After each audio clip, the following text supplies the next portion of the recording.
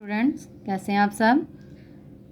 आज हमने चे का वर्कबुक पे भी काम किया है। अब हम उर्दू कायदा पढ़ते हैं। चे की आवाज़ क्या होती है?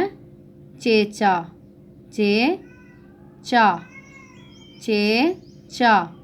चेचा चूहा, चेचा चाबी, चेचा चूज़ा।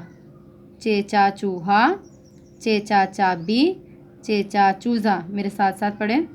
चेचा चूहा, चेचा चाबी, चेचा चूज़ा। इसे अच्छे तरीके से याद करना है। अब हम दुरुस्त हरफ के गिर्द दायरा लगाएंगे। चिड़िया किस हरफ से शुरू होता है? चे से, जीम से। चे से, चेचा चिड़िया। टमाटर किस हरफ से शुरू होता है? से, टे से, टेटा। टे से शुरू होता है, टेटा टमाटर। प्यारे बच्चों, इसको अच्छे से याद कीजिएगा। अल्लाह हाफिज़।